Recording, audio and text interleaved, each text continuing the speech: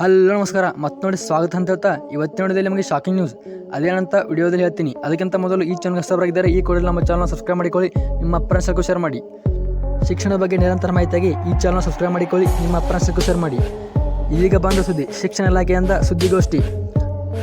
SSLC ಫಲಿತಾಂಶ fix. ಇದು ಎಲ್ಲರಿಗೂ ಶಾಕಿಂಗ್ ನ್ಯೂಸ್. ಏನೆಂದರೆ ಶಿಕ್ಷಣ ಇಲಾಖೆ ಏಪ್ರಿಲ್ 24ಕ್ಕೆ ಫಲಿತಾಂಶ ಎಂದು ಹೇಳಿತು. ಆದರೆ ಈಗ ಏಪ್ರಿಲ್ 23ಕ್ಕೆ ಮಧ್ಯಾಹ್ನ 12 ಗಂಟೆಗೆ SSLC ಫಲಿತಾಂಶವನ್ನು ವೀಕ್ಷಿಸಬಹುದು ಮತ್ತು ಪರೀಕ್ಷೆಯನ್ನು ನೋಂದಾಯಿಸಿಕೊಳ್ಳುವ ಯಾವ ನಂಬರನ್ನು ಹಾಕಿರ್ತಾರೋ ಆ ನಂಬರ್ಗೆ SMS ಮತ್ತು ವಾಟ್ಸಾಪ್ ಮೂಲಕ ನಿಮ್ಮ ಫಲಿತಾಂಶವನ್ನು ವೀಕ್ಷಿಸಬಹುದು. ಇದು ಎಲ್ಲರಿಗೂ ಶಾಕಿಂಗ್ ನ್ಯೂಸ್ ಅಂತ ಹೇಳ್ತಿರ್ಬೋದು.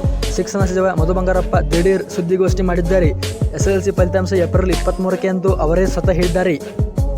ಈ ವರ್ಷ ವಿಶೇಷವಾಗಿ SSLC ಫಲಿತಾಂಶ ಪಟ್ಟಿಯನ್ನು ಡಿಜಿಲಾಕರ್ ಮೂಲಕ ಡೌನ್ಲೋಡ್ ಮಾಡುವ ವಿಧಾನವನ್ನು ಶಿಕ್ಷಣ ಇಲಾಖೆ ಕೈಗೊಂಡಿದೆ. ಶಿಕ್ಷಣ ಸಚಿವ ಮಧು ಬಂಗಾರಪ್ಪ ಅವರು ಹೇಳಿಕೆ ನೀಡಿದ್ದಾರೆ.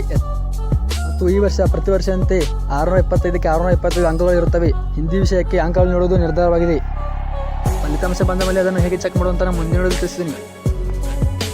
ಇದು ಎಲ್ಲರಿಗೂ ಶಾಕಿಂಗ್ ಅಂತ ಅನಿಸ್ತಿರ್ಬೋದು. ಏಕೆಂದರೆ ಈಗ SSLC ಫಲಿತಾಂಶ 24ಕ್ಕೆ ಬಿಡುಗಡೆ ಅಂತ ಹೇಳಿದ್ದರು.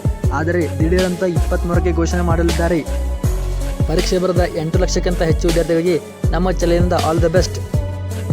SSLC ಫಲಿತಾಂಶ ನಾಳೆ ನಿಮ್ಮ ಮುಂದೆ ದಿಢೀರ್ ಅಂತ ಘೋಷಣೆ. ಪ್ರತಿ ವರ್ಷದಂತೆ ಈ ವರ್ಷವೂ ಕೂಡ 625ಕ್ಕೆ 625 ಗರಿಷ್ಠ ಅಂಕಗಳು ಇರುತ್ತವೆ ಮತ್ತು ಹಿಂದಿ ವಿಷಯಕ್ಕೆ ಅಂಕಗಳನ್ನು ಪರಿಗಣಿಸಲಾಗುತ್ತದೆ. ಇಲ್ಲಿವರೆಗೂ ನಮ್ಮ ಚಾನಲ್ನ ಸಬ್ಸ್ಕ್ರೈಬ್ ಮಾಡಿದರೆ ಈ ಕೂಡಲೇ ಸಬ್ಸ್ಕ್ರೈಬ್ ಮಾಡಿ. ಇದರಿಂದ ನಾವು ಹಾಕುವ ಪ್ರತಿಯೊಂದು ಮಾಹಿತಿ ನಿಮ್ಮ ಮೊಬೈಲ್ಗೆ ನೋಟಿಫಿಕೇಶನ್ ಬರುತ್ತದೆ.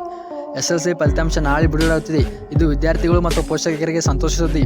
SSLC ಫಲಿತಾಂಶ 2026 ಸಾಲಿನ ದಿನಾಂಕ ಏಪ್ರಿಲ್ 23 ಮಧ್ಯಾಹ್ನ 12 ಗಂಟೆಗೆ ಫಿಕ್ಸ್ ಆಗಿದೆ.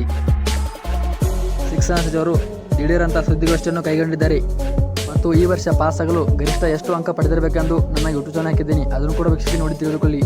ಇಲ್ಲಿವರೆಗೂ ವಿಡಿಯೋ ವೀಕ್ಷಿಸಿದ್ದಕ್ಕೆ ಧನ್ಯವಾದಗಳು. ಮುಂದಿನ ಮಾಹಿತಿಯನ್ನು ಆದಷ್ಟು ಬೇಗ ತಲುಪಿಸುತ್ತೀನಿ.